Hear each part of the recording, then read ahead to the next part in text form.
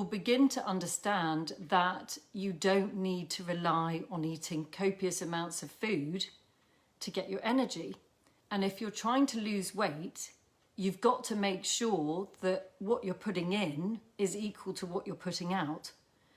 And that's where we can make the mistake. So intermittent fasting is a brilliant way of getting in touch with your hunger. So only eating what you need to be eating, really. And giving your body enough space in between eating for your body to cleanse and rebalance and for you to be in tune. So I'll go into that in a little bit more detail. So first of all, what is intermittent fasting? The 16-8 approach. So the 16-8 approach means that you eat within an 8-hour period and you fast for a 16-hour period. And the benefit of that, surprisingly to Western society, is that when you fast, you allow your body to cleanse and you have better energy production. And it sounds odd because we have been taught that we need to eat food for energy. We don't. Yes, we need to eat, but typically when we do eat, depending on what we've eaten, we often find a drop in our energy because all focus goes to the digestive system, and we actually, we tend to get quite tired, especially if we're eating a lot of drying food, processed food like bread and pasta and biscuits and cakes. You're going to feel pretty tired after that. So it does depend on what you eat as well. If you're eating, lovely salads and soups, you'll tend not to get an energy drop because your hydration stays good and that food is easily processed. So yes, we do need to eat some food. The components of that food, once it's all broken down, will provide you with some energy, 1/3 of your energy. But 2/3 of your energy comes from sunlight. And the best way to get sunlight, obviously, is to go outside, but also chlorophyll, which is in your vegetables and some of your fruits, is like trapped sunlight. So a high quantity of vegetables in your diet is also good. So going back to this 16-8. So you've got your 16 hours fasting and you've got your 8-hour period. And within that 8-hour period, that is when you have your food. Now, the thing that people struggle with and ask me questions about is they say to me, but hang on a minute, with intermittent fasting, that means that I thought breakfast was king. I thought I was brought up to believe that breakfast is the best meal of the day. Well, it isn't. It actually, depending on what you eat, it doesn't necessarily benefit you. For some people it may, and I'm being very generalised here. But what is so brilliant about the 16-8 is that your optimum time to eat is from about 11 a.m. onwards. So when you go back over the old books written by the naturopaths, even right back to like the 1920s, their favourite times for you to eat are 11 a.m. in the morning and 5 p.m. in the evening.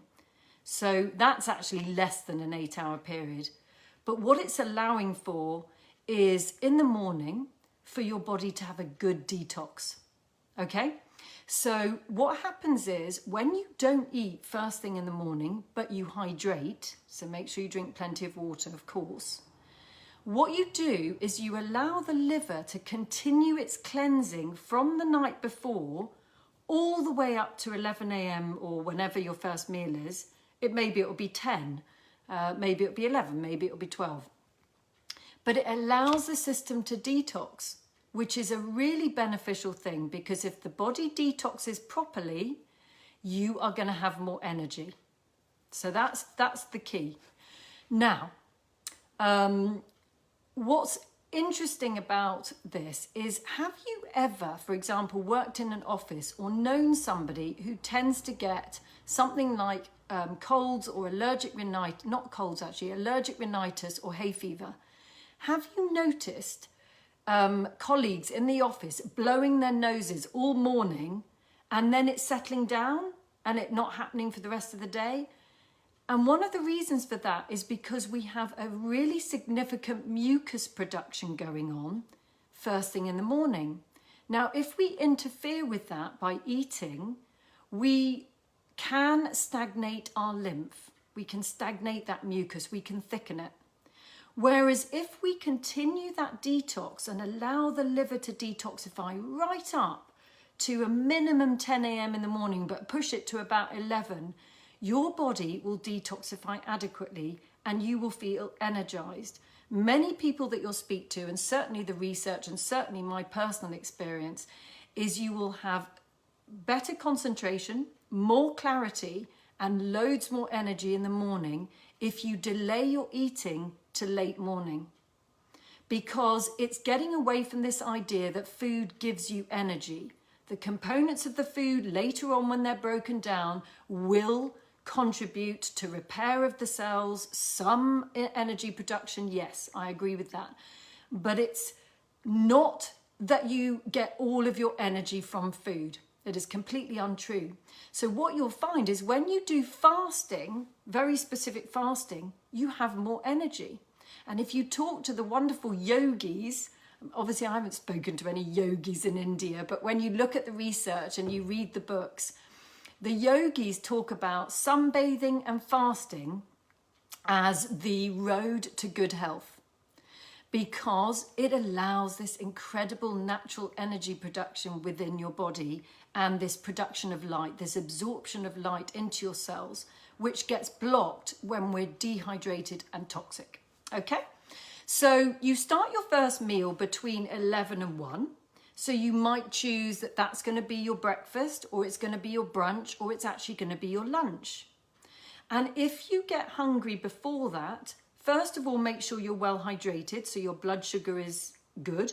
And that means you will be able to determine whether it's thirst or hunger that you're feeling.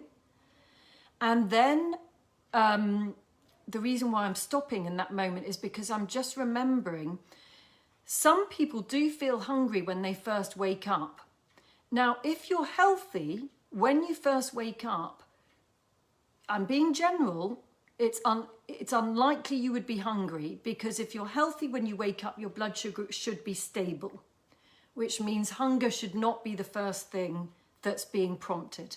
Okay, so if you're hungry when you first wake up, can you please check if you're dehydrated? Have a nice large pint of water and then have another one maybe in half an hour's time and see what that does. Does it, maybe your blood sugar's low when you're waking up. That'll bring your blood sugar up.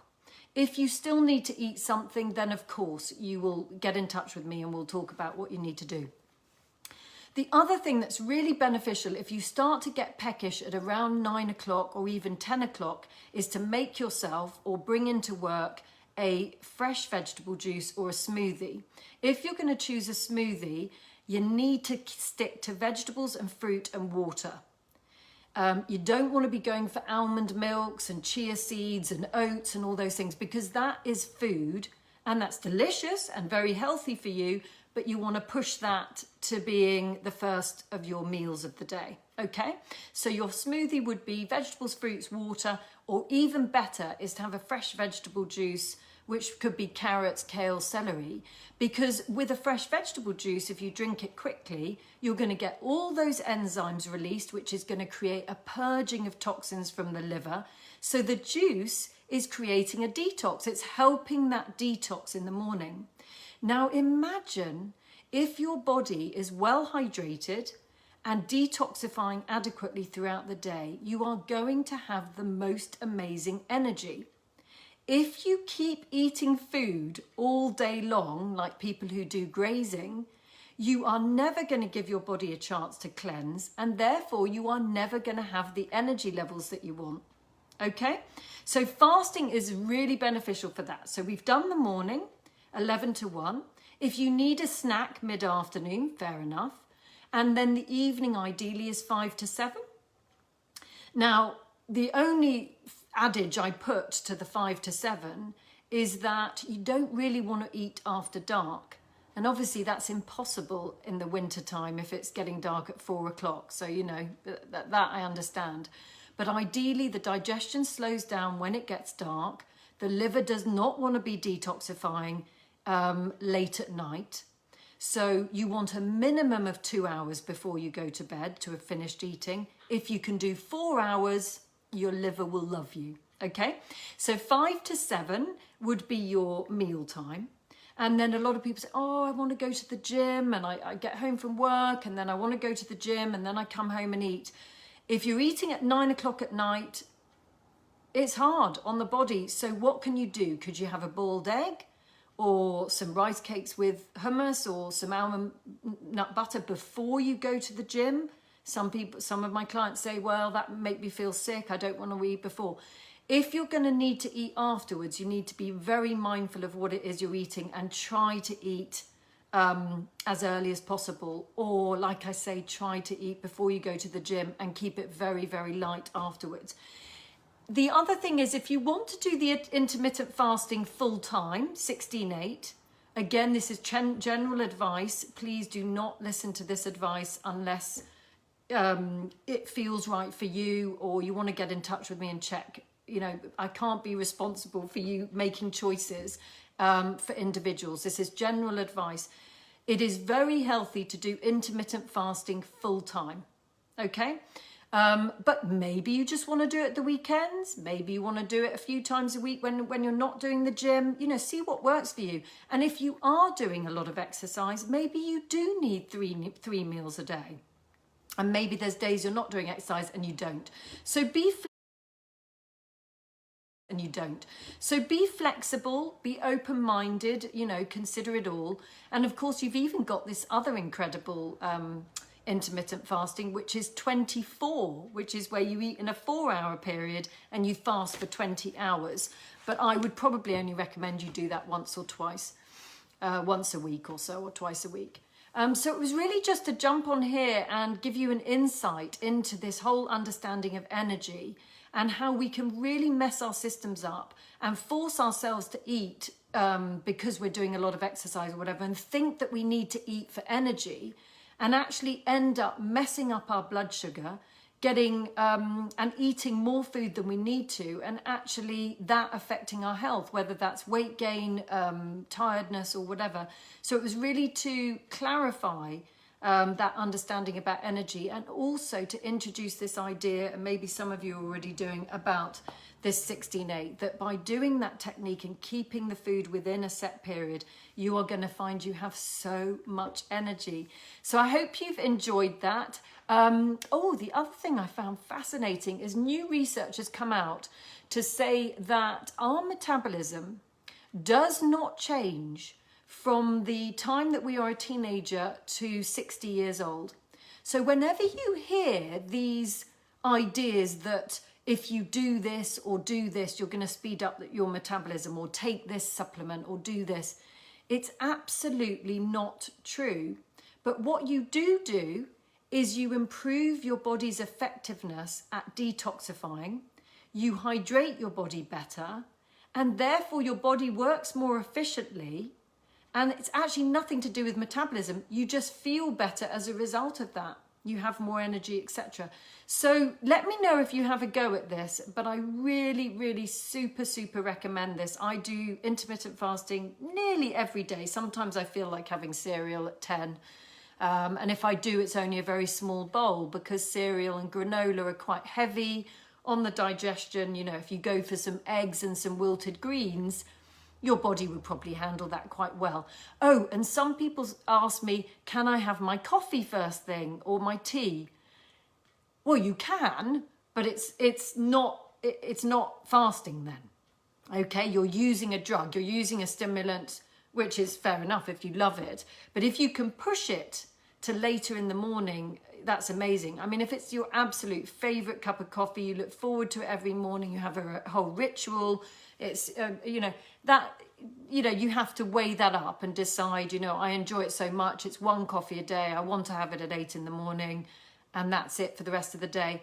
Don't let it put you off if you want to do the other aspects of the intermittent fasting. But if you're going to be purist about it, you could have herbal tea. So during the fasting phase, you can use vegetable juices, water and herb teas, but you couldn't include things like cacao, hot